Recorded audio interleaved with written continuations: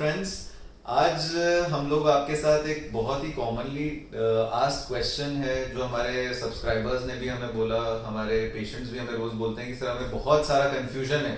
हमें बताया गया है कि 10,000 ग्राफ्ट करेंगे, हमें बताया गया है कि 8,000 ग्राफ्ट करेंगे, हमें बताया गया है कि अनलिमिटेड नंबर ऑफ ग्राफ्ट्स करेंगे। तो क्या है इसका पीछे का सच? क्या हम 10,000 ग्राफ्ट कर सकते हैं? क्या हम एक्चुअली में इतने ग्राफ्ट अपने स्कैल्प से निकाल सकते हैं? किस जोन से हम कितने ग्राफ्ट्स निकाल पाएंगे? इस वीडियो में हम लोग सारी बातें आपको क्लियरली बताएंगे ताकि आप अपने डिसीजन मेकिंग में आपको ये यूजफुल रहे। मेरा जो भी 10-12 साल का एक्सपीरियंस है उसमें हम लोगों ने जो गेन किया है वो हम लोग आपके साथ शेयर करेंगे ताकि आपको कोई रॉन्ग इन्फॉर्मेशन ना दे पाए, आपको कोई एक ऐसी चीज ना बोल पाए जो सच ना हो और वो आपको एक इतनी इन्फॉर्मेशन रहे कि आप उसको जज कर पाए कि क्या आपको बताया गया। सबसे पहली बात कि अनलिमिटेड ग्राफ्ट जो है एक मार्केटिंग गिमिक है जो बहुत सारे सेंटर्स पहले यूज करते थे। अब कुछ अच्छे सेंटर्स ने ये सब चीजें यूज करना बंद कर दी है और वो फिक्स नंबर ऑफ ग्राफ्ट्स बताना भी अवॉइड करते हैं। पहली चीज, सबसे पहले हम लोग स्कैल्प डोनर की बात करेंगे। स्कैल्प डोनर जो हमारा पीछे वाला जो जोन होता है जिसको हम लोग परमानेंट डोनर जोन बोलते हैं, वो नॉर्मली 6 से 8 सेंटीमीटर का होता है। नॉर्मली यहाँ की डेंसिटी 60 to 80 पर सेंटीमीटर स्क्वायर रहती है, तो वहां से नॉर्मली 2,500 से 3,000 ग्राफ्ट निकाले जा सकते हैं आराम से। अगर कोई आपको अलार्मिंग नंबर्स बता रहा है जहां पे आपको 5,000 ग्राफ्ट्स एक सिटिंग में निकालने का या बियॉन्ड 10,000 तो out of the mind numbers हैं, बट अगर 5,000 के बियॉन्ड 4,000 के बियॉन्ड भी कोई बता रहा है स्कैल्प में से निकालने, तो आपको सतर्क होना इंपॉर्टेंट है क्योंकि 2,500 से 3,000 ग्राफ्ट कितना भी अच्छा डोनर हो, 3-3,500 ग्राफ्ट से ज्यादा निकालना डोनर एरिया, स्कैल्प के डोनर एरिया में से पॉसिबल नहीं होता। दूसरी बात, दूसरा commonly done donor is beard donor. Beard का डोनर डिपेंडिंग अपॉन की बियर्ड की कैसी डेंसिटी है 500 से 1,500 ग्राफ्ट के बीच में लिए जा सकते हैं। ज्यादातर लोगों में 500 से 1,000 ग्राफ्ट जो है आराम से लिए जा सकते हैं without compromising the density of beard. तो हम लोग हर ऑल्टरनेट ग्राफ्ट अगर लेते हैं बियर्ड के, ये जॉ लाइन के अगर नीचे से लिए जाते हैं तो आप 1,000 ग्राफ्ट के अराउंड 500 से 1,000 ग्राफ्ट कंफर्टेबली निकाल सकते हैं। अगर किसी का बियर्ड नीचे तक एक्सटेंड कर रहा है और डेंसिटी खूब अच्छी है तो हम 1,200 से 1,500 ग्राफ्ट तक भी जा सकते हैं बियर्ड के। बट इससे ज्यादा ग्राफ्ट्स करना, अगर कोई कहता है कि बियर्ड से हम लोग 3,000-4,000 ग्राफ्ट लेंगे, ये अननेचुरल नंबर्स हैं और ये निकाले नहीं जा सकते। तो टीम बोलेगी तो सही बट कर नहीं पाएगी क्योंकि पॉसिबिलिटी विदाउट कॉम्प्रोमाइजिंग। अगर इससे ज्यादा नंबर ऑफ ग्राफ्ट्स निकाले जाते हैं इस जोन से, जैसे हमने स्कैल्प से डिस्कस किया कि 2,500 से 3,000 और बियर्ड से 500 से 1,500 ग्राफ्ट्स के बीच में निकाले जा सकते हैं, अगर इससे बियॉन्ड निकालते हैं तो 3 नुकसान हो सकते हैं। पहली बात तो डोनर की डेंसिटी कॉम्प्रोमाइज हो सकती है। दूसरी बात, डोनर का ब्लड सप्लाई कॉम्प्रोमाइज हो सकता है जो पेशेंट के लिए रिस्क बढ़ा सकता है।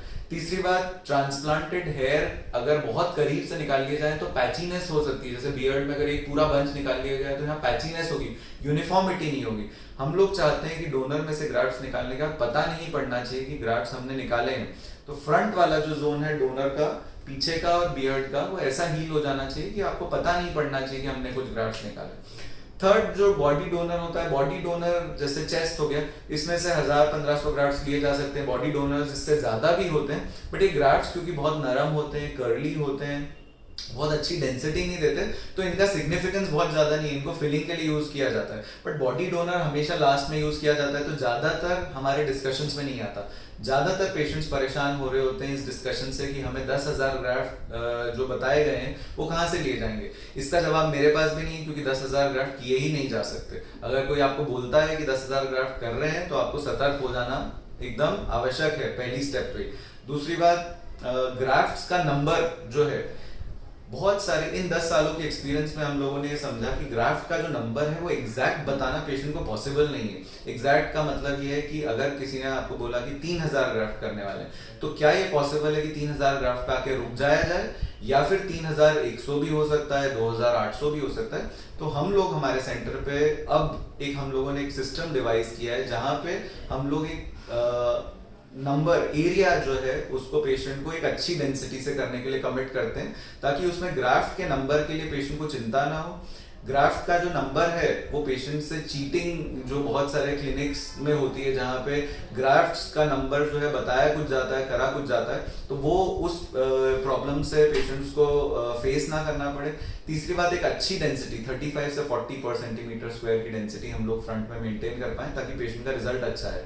आप चाहते हैं कि हम किस डेंसिटी से हम लोग करते हैं तो हमारे चैनल पे देख सकते हैं। हालांकि आपको ये देखना है कि जो एरिया हम लोग कर रहे हैं उसमें एक सेंटर का वर्किंग कॉस्ट 100 ग्राफ्ट 200 ग्राफ्ट कम ज्यादा करने से चेंज नहीं होता। तो इसीलिए हम लोग एक कॉस्टिंग एक एरिया वाइज देते हैं पेशेंट को। जैसे मिड स्कैल्प तक करना है तो उसमें 2,500 से 3,000 ग्राफ्ट लगेंगे। सिर्फ फ्रंट हेयरलाइन करना है तो 1,500 ग्राफ्ट के अराउंड लगेंगे। ऐसा एक रफ एस्टिमेट देते हैं। तो उसमें क्या होता है, पेशेंट को ऑन टेबल हमें ऐसा भी हो सकता है कि 1,600 ग्राफ्ट करने पड़े और पेशेंट का कॉस्ट फिक्स्ड रहे, क्योंकि हमारा कॉस्ट चेंज नहीं होता 100 ग्राफ्ट ज्यादा या कम पंच करने से।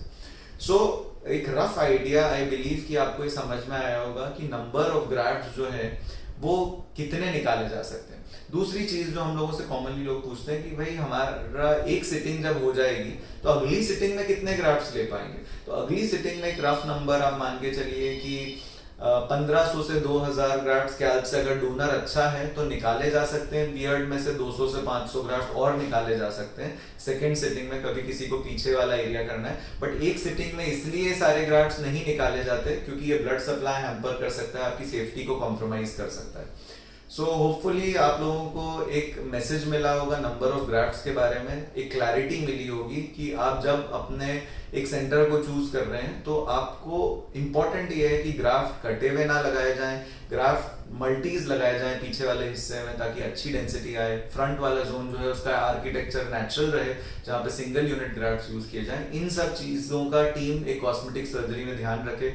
ग्राफ्ट्स का नंबर एक एस्टिमेट ऐसा बताया जाए पेशेंट को जहाँ पे वो रियलिस्टिक हो, अनरियलिस्टिक ना हो, ताकि जो इन्फॉर्मेशन पेशेंट को दी जा रही है वो टीम एक्चुअली में इन पर्सन कर भी पाए। और पेशेंट अगर एक्चुअली में काउंट करना चाहता है ग्राफ्ट्स तो वो एक्चुअली में ग्राफ्ट्स नंबर काउंट कर पाए। ऐसा नहीं होना चाहिए कि वो अनरियलिस्टिक नंबर्स हो और वो टीम कर ही नहीं पाए और सिर्फ कमिट करे पेशेंट को।